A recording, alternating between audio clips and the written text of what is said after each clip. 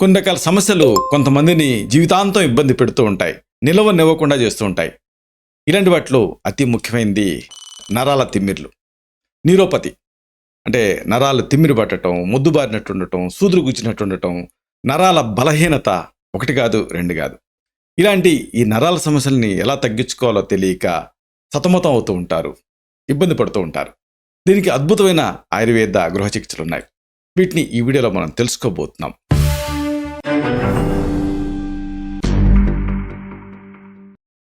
మిత్రులారా నమస్కారం. నేను మీ డాక్టర్ చిరుమామిళ్ళ మురళీ మనోహర్. ఈ వీడియోలో చాలా ముఖ్యమైన విషయాన్ని మనం తెలుసుకోబోతున్నాం. ఇదే నరాల తిమ్మిర్లు, అలాగే నరాల బలహీనత, నరాల నొప్పులు. వీటిని తగ్గించే ఆయుర్వేద గృహ చికిత్సల్ని, ఇంటి వైద్యాలని తెలుసుకుందాం. అలాగే ఆయుర్వేద దృక్పథాన్ని కూడా తెలుసుకుందాం. అలాగే నరాల బలహీనత ఉన్నప్పుడు దాన్ని అధిగమించేటువంటి పద్ధతులు కూడా తెలుసుకుందాం. చూడండి, చాలామందికి ఇది నిత్య నరకం. కాళ్ళు చేతులు లాగుతూ ఉంటాయి. చిన్న పనికే అలసటగా అనిపిస్తూ ఉంటుంది. శరీరం వేలాడుతున్నట్టుగా అనిపిస్తుందని చెబుతూ ఉంటారు పేషెంట్స్. కూర్చున్న తర్వాత కొద్దిసేపటికే తిమ్మిలు పడుతూ ఉంటాయి. ఇంకా ముఖ్యంగా యంగ్స్టర్స్లో అయితే భార్యాభర్తల కలయిక తర్వాత కాళ్ళ పిక్కలలో నొప్పిగా ఉంటుందని చెబుతూ ఉంటారు. శరీరంలో శక్తి అంతా ఎవరో తోడేసినట్టుగా ఉంది డాక్టర్ గారు అని చెబుతూ ఉంటారు. ఇలాంటి అన్ని సమస్యల్ని కూడా న్యూరోపతి కింద చెప్తాం. దీన్నే జనసామాన్యంలో నరాల బలహీనత కింద చెబుతూ ఉంటారు. ఇలాంటి ఈ సమస్యలు ఉన్నప్పుడు ఎలా తగ్గించుకోవాలి అనేది తెలుసుకుందాం. అసలు దీనికంటే ముఖ్యంగా మనం దీనికి సంబంధించి తెలుసుకోవాల్సిన కొన్ని విషయాలు ఉన్నాయి. అసలు ఈ నరాల బలం అనేది ఎంతవరకు అవసరం, ఇది కూడా తెలుసుకోవాలి. అంటే నరాలు శక్తివంతంగా ఉండటం అనేది చాలా అవసరం. దీనికి సంబంధించి ప్రాథమికంగా తెలుసుకోవాలి.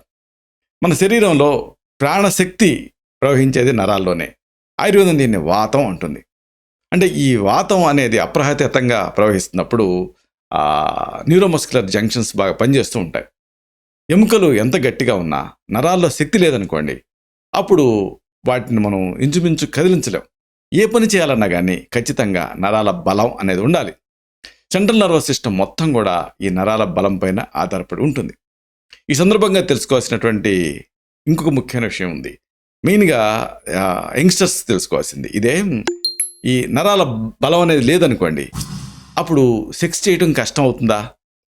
చాలామంది ఈ సంభోగానికి లేదా ఈ భార్యాభర్తల కలయిక తాలూకా శక్తికి అలాగే నరాలకి ముడిపెడుతూ ఉంటారు. ఈ రెండింటి మధ్య నిజానికి ఎంతవరకు సంబంధం ఉంది, ఇది తెలుసుకోవాలి. నిజానికి నరాల్లో బలం లేకపోతే అంగస్తంభన అనేది సరిగ్గా జరగదు. అలాగే అంగం స్తంభించినా కానీ ఎక్కువసేపు ఆ సంభోగంలో పాల్గొలేరు. అంటే త్వరగా వీర్య పతనం జరుగుతుంది. అన్నిటికీ మించి అంగస్తంభన సరిగ్గా లేకపోతే జీవిత భాగస్వామి కూడా సంతృప్తిగా ఉండరు, కలతలు మొదలవుతాయి. కాబట్టి ఇది నరాల బలహీనత అనేది భార్యాభర్తల మధ్య ఉండేటువంటి అనుబంధాన్ని సైతం పెంచేటటువంటి ఒక ముఖ్యమైనటువంటి అంశం. ఈ సందర్భంగా చెప్పుకోవాల్సిన మరొక ముఖ్యమైన విషయం ఉంది. ఇదే రోజువారీ జీవితంలో నరాల బలం అనేది ఎంతవరకు ముఖ్యం, ఇది కూడా తెలుసుకోవాలి. చూడండి, శరీరంలో ప్రతి చిన్న కదలిక కూడా దీనికి నరాల బలమే కారణం. అంటే నర్వస్ సిస్టమ్ సరిగ్గా పనిచేయాలి. కాలు కదిలించాలన్నా, చెయ్యి కదిలించాలన్నా, ఇలాంటి అన్నిటికీ కూడా నరాల బలం అనేది ఎంతో అవసరం. అందుకే ఇంట్లో పనిచేసేటువంటి మహిళలైనా, బయట జాబ్ చేసేటటువంటి మగవాళ్ళైనా, స్టూడెంట్స్ అయినా, పిల్లలైనా ఈ నరాలు కండరాల బలం లేదనుకోండి, త్వరగా అలసిపోతారు, ఎక్కువ టైము పనిచేయలేరు, బలహీనంగా ఉంటారు. తిమ్మిర్లు, అలాగే సూదులు గుచ్చినట్టు ఉండటం, ఇలాంటి ఒక వింత సమస్యలతో బాధపడుతూ ఉంటారు. హైపరెస్థీషియా, ఎనస్థీషియా అంటారు. అయితే ఇక్కడ ముఖ్యంగా చెప్పుకోవాల్సిన మరొక విషయం ఉంది. ఇది ఈ నరాల బలం అనేది నిజానికి ఎందుకు తగ్గుతుంది? సంక్షేపత క్రియాయుగో నిదానశచ వర్జనం అంటుంది ఆయుర్వేదం. అంటే కారణాలు కనుక్కొని సరిదిద్దుకోవాలి. అసలు నరాల బలం ఏమిటి, అది ఎందుకు తగ్గుతుంది? అంటే సంవత్సరాల తరబడి తీసుకునేటువంటి బలహీనమైనటువంటి ఆహారాల వల్ల ఈ నరాలు బలం తగ్గుతుంది. అంటే B12 ఇలాంటివన్నీ ఉండాలి. తెల్ల బియ్యం అన్నం, అలాగే ఆ ప్రాసెస్ చేసినటువంటి ఆయిల్స్, అలాగే ఇంకా కల్తీలు ఉండేటువంటి ఆహారాలు, ఇవన్నీ కూడా ఈ నరాల బలహీనతకి కారణమవుతాయి. కాబట్టి ఇక్కడ ముఖ్యంగా గుర్తుంచుకోవాల్సింది ఏంటంటే, కల్తీ లేని బలవర్ధకమైన ఆహారం తీసుకోవాలి. ఇలాంటి తీసుకోక, అంటే ఏదన్నా కల్తీ ఉన్నటువంటి ఆహారాలు రోజుల తరబడి తీసుకుంటూ ఉంటే క్రమంగా నరాలు కండరాల బలం తగ్గిపోతుంది. ఈ సందర్భంగా తెలుసుకోవాల్సినటువంటి మరొక ముఖ్యమైన విషయం ఉంది. ఇదేమిటంటే, నరాలు అంటంతోనే ఎవరికైనా పక్షవాతం గుర్తుకొస్తుంది. అయితే ఇక్కడ తెలుసుకోవాల్సింది నరాల బలం తక్కువగా ఉంటే పక్షవాతం వస్తుందా అనేది. ఎందుకంటే సెంట్రల్ నర్వస్ సిస్టమ్ ఇన్వాల్వ్ అవుతుంది కాబట్టి. ఇక్కడ నర్వస్ సిస్టమ్ ఒకటి, అలాగే రక్తనాళాల్లో బ్లడ్ ప్రవహించడం ఒకటి. రక్తనాళాల్లో రక్తం ప్రవహిస్తూ నరాలకి కూడా రక్త సరఫరా అందటం అనేది అవసరం. ఆ నరాలకి రక్త సరఫరా అందనప్పుడు నరాలు బలహీనపడతాయి. ఇది ఇక్కడ లింకు, అంటే బ్లడ్ సర్క్యులేషన్కి నర్వస్ సిస్టమ్కి. మెదడు తాలూకు రక్తనాళాల్లో రక్తం గడ్డగట్టిన, లేదా ఆ మెదడు రక్తనాళాలు చిట్లిపోయినా మెదడులో కొంత భాగం డ్యామేజ్ అవుతుంది, దెబ్బతింటుంది. ఆ భాగం కంట్రోల్లో ఉండేటువంటి శారీరక భాగాలు మెదడుతో అనుసంధానం కోల్పోతాయి. దీంతో పక్షవాతం, అంటే పక్షం అంటే ఒక పక్కన, వాతం అనేది సంభవిస్తుంది. అంటే ఆ న్యూరోపతి అనేది సంభవిస్తుంది, స్పర్శారాహిత్యం అనేది వచ్చేస్తుంది. పక్షవాతం వచ్చిన వెంటనే ఆలస్యం చేయకుండా అప్రమత్తం అవడం అనేది అవసరం. తగిన జాగ్రత్తలు తీసుకోవడం కూడా చాలా ముఖ్యం. ఆ ఎమర్జెన్సీ సిచ్యువేషన్ నుంచి బయటపడిన తర్వాత నరాల బలాన్ని పెంచుకోవడానికి ఆయుర్వేద ఔషధాలు అద్భుతంగా ఉపయోగపడతాయి. అయితే ఇక్కడ ఇంకొక విషయం ఉంది తెలుసుకోవాల్సింది. ఆహారం ద్వారా ఈ నరాల తాలూకు బలాన్ని ఎలా పెంచుకోవాలి, ఇది తెలుసుకోవాలి. చూడండి, అన్నం తెల్ల బియ్యం కాకుండా, పాలిష్ పట్టని బియ్యం కాకుండా ముడి బియ్యం అయితే మంచిది. అలాగే ఇంకా ముఖ్యంగా దంపుడు బియ్యం అయితే ఇంకా మంచిది. ఆ తౌడు వల్ల ఆ B12 B కాంప్లెక్స్లు ఇంప్రూవ్ అవుతాయి. అలాగే స్వచ్ఛమైన గానుగలో పట్టించినటువంటి నూనెలు వాడుకోవటం మంచిది. ఇంకా హోల్ ఫ్రూట్స్ అంటే పండ్లు ఇలాంటివి తీసుకోవటం మంచిది. వెజిటబుల్ సలాడ్స్ రూపంలో తీసుకోవటం మంచిది. అవిసెలు, బాదం, ఇంకా ఒకవేళ నాన్ వెజిటేరియన్స్ అయితే నాటుకోడి మాంసం, గుడ్లు, అలాగే ఈ రెడ్ మీట్ అంటే మేక మాంసం, చేపలు, ఇలాంటి వాటిని రెగ్యులర్గా తీసుకోవాలి. చూడండి, మేకలు లేకపోతే చేపలు నిరంతరం ఎక్సర్సైజ్ చేస్తూ ఉంటాయి. కాబట్టి ఇలాంటి వాటి మాంసం అనేది వాటిలో పూర్తి స్థాయి శక్తి అనేది ఉంటుంది. ఒకవేళ మాంసాహారాలు అయితే నేను చెప్పేది ఇలా వీటిని రెగ్యులర్గా తింటూ ఉంటే నరాల బలహీనత రాకుండా ఉంటుంది. అయితే ఎక్సర్సైజు, యోగా, నడక ఇలాంటివి చేయటం ద్వారా చాలామందికి డౌట్ వస్తూ ఉంటుంది, నరాల బలాన్ని పెంచుకోవచ్చా అని. అంటే వీటి వల్ల కండరాలు ఫ్రీ అవుతాయి, రక్త ప్రెషర్ పెరుగుతుంది, కానీ శరీరంలో లేని నరాల బలం రాదు. కాబట్టి ఆహారంతో పాటుగా ఈ ఎక్సర్సైజులు కలిపి కంబైన్ చేసినప్పుడు అప్పుడు నరాలు అనేవి స్ట్రెంథెన్ అవుతాయి. ఇక్కడ ఇంకొక ముఖ్యమైన విషయం ఉంది. ఇదేమిటంటే, ఈ నరాల బలం పెరగటానికి మంచి ఔషధాలు ఏమిటి, ఇది తెలుసుకోవాలి. చూడండి, నరాలకు బలాన్ని ఇచ్చేటువంటి శక్తివంతమైనటువంటి ఔషధాలు ఆయుర్వేదంలో చాలా ఉన్నాయి. వీటికి సైడ్ ఎఫెక్ట్స్ ఉండవు, కాకపోతే ప్రకృతిని బట్టి వీటిని ప్రిస్క్రైబ్ చేయాల్సి ఉంటుంది. ఇలాంటి వాటిలో ముఖ్యంగా మనం చెప్పుకోవాల్సినటువంటి చాలా ఫేమస్ మెడిసిన్ ఏమిటంటే మకరధ్వజ గుటిక.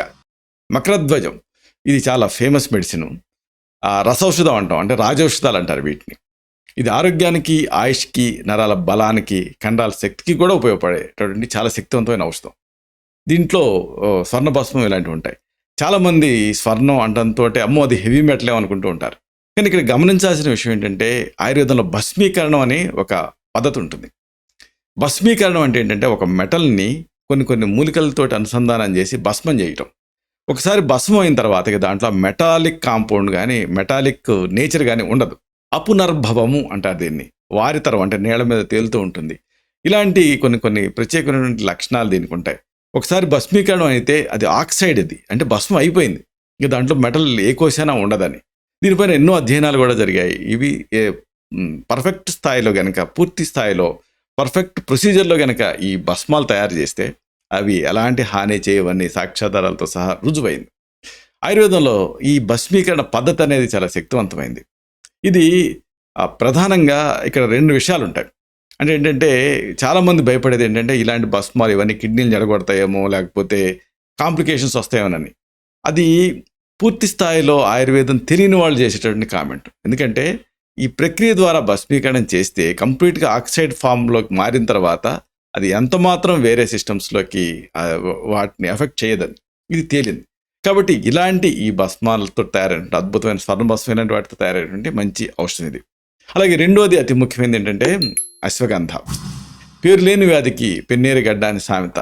అశ్వగంధ రకరకాల రూపంలో దొరుకుతుంది. క్యాప్సూల్స్, లేహ్యాలు, పొడులు, ఇలాగా మీ అవసరాన్ని బట్టి, మీ కండిషన్ బట్టి వీటిని వాడుకోవచ్చు. దీంతో ఈ అశ్వగంధ అనేది ఒక పెనాషియా, అంటే నరాలను స్ట్రెంథెన్ చేస్తుంది, మజిల్స్ని స్ట్రెంథెన్ చేస్తుంది, ఆఖరికి మనసు మీద కూడా ఇది ప్రభావం చూపిస్తుంది. చక్కటి నిద్రాజనకంగా పనిచేస్తుంది, ఆందోళన కూడా తగ్గిస్తుంది, ఆయుష్ని పెంచుతుంది. ఒక దివ్యమైనటువంటి ఔషధం ఇది అశ్వగంధ. శారీరక శక్తిని, మానసిక శక్తిని, అన్నిటికీ మించి సంభోగ అనురక్తిని, వీటన్నిటినీ కూడా ఇది పెంచుతుంది. సో ఈ మకరధ్వజ గుట్టిక అశ్వగంధ కాంబినేషన్లో మీరు వైద్య సలహాతో వాడుకుంటే ఈ నరాల బలహీనత అని ఏదైతే అనుకుంటున్నారో ఈ సమస్య నుంచి మీరు బయటపడగలుగుతారు. అయితే ఈ సమస్య బాగా ఇబ్బంది పెడుతున్నప్పుడు అప్పుడు కొన్ని చక్కని ఇంటి వైద్యాలు కూడా ఉన్నాయి. వీటిని మీరు వాడుకోవచ్చు. ఉదాహరణకు ఒక చక్కని మెడిసిన్ ఏంటంటే మిరియాలు ఇంకా ఆవు నెయ్యి, ఈ కాంబినేషన్. మిరియాల చూర్ణం ఒక 1/2 చెంచాడు, అలాగే 3 చెంచాలు ఆవు నెయ్యి కలిపి ప్రతిరోజు తింటూ ఉంటే నరాల బలహీనత తగ్గుతుంది. ఇది ఆ నరాల్లో రక్త ప్రెషర్ని పెంచి నరాల పనితీరుకి సహాయపడుతుంది.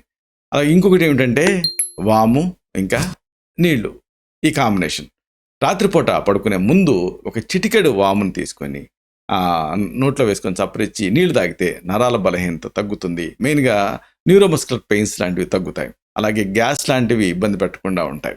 గ్యాస్ ఎప్పుడైతే తగ్గుతుందో అప్పుడు కొంతమందికి ఎక్కడ నొక్కితే అక్కడ తేను పోస్తూ ఉంటుంది చూసారు, అలాంటి సమస్యలు రావు. ఇంకోటి నరాలను చేసే చక్కని ట్రీట్మెంట్ ఏంటంటే మొగలి పువ్వులు అలాగే నేల ములక, ఈ కాంబినేషన్. మొగలి పువ్వుల రసం, నేల ములక పండ్ల రసం కలిపి దీన్ని నువ్వుల నూనెకి వేసి బాగా బాయిల్ చేసి ఆ నూనెను రాసుకుంటూ ఉంటే నరాల బలహీనత తగ్గుతుంది. అలాగే ఇంకో కాంబినేషను సొంటి ఇంకా నీళ్లు. ఇది కూడా అంతే.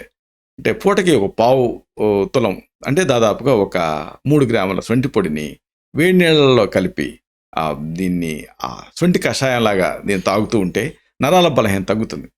ఇంకొక మంచి కాంబినేషన్ గేదె పాలు, తేనె, పటిక బెల్లం ఇంకా నెయ్యి. ఇలాగా గేదె పాలు, తేనె, పటిక బెల్లం, నెయ్యి సమభాగాలుగా తీసుకొని కలిపి రోజు తాగుతూ ఉంటే నరాలకు శక్తి వస్తుంది. ఇంకొక మంచి ఆహార ఔషధం ఉంది, ఇదే ఖర్జూరం ఇంకా ఆవు నెయ్యి. ఇది కూడా అంతే. ఖర్జూరం కాయల లోపల గింజలు తీసేసి 4 భాగాలుగా చేసి ఆవు నేతిలో 21 రోజులు నానబెట్టి, అంటే ఈ ఖండ భాగాన్ని రోజు 2 ముక్కల్ని ఆ నేతితో కలిపి తింటూ ఉంటే నరాల బలహీనత తగ్గుతుంది. చాలా స్ట్రెంథన్ అవుతాయి నరాలు అనేవి. ఇలాగా ఈ న్యూరోపతి, డయాబెటిక్ న్యూరోపతి, మామూలు న్యూరోపతీలు, ఇలాంటి హైపరెస్థీషియాలు, ఎనస్థీషియాలు, ఇలాంటి అనేక సమస్యలు నరాలకు సంబంధించి ఉంటాయి. వీటికి సురక్షితమైనటువంటి ఈ ఔషధాన్ని వైద్య సలహాతో వాడుకుంటే ఈ సమస్య నుంచి మీరు బయటపడగలుగుతారు. ఇలాగా ఈ నరాల బలహీనతతోటి మీరు ఇబ్బంది పడాల్సిన పని ఉండదు.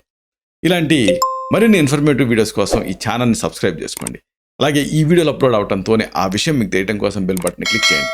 అన్నిటికంటే ముఖ్యంగా ఇలాంటి అద్భుతమైన చక్కని విషయాలు 10 మందికి ఉపయోగపడటం కోసం ఈ వీడియో తలకి లింక్ని మీ సర్కిల్స్తో షేర్ చేసుకోండి. శతం జీవ శరదో వర్ధమానః, శతం హేమంతాన్ శతం వసంతాన్. 100 శరత్తులు, 100 హేమంతాలు, 100 వసంతాలు వర్ధిల్లుతూ జీవించండి. Stay healthy, stay happy, be positive, keep smiling, stay safe. Love you all. శుభం.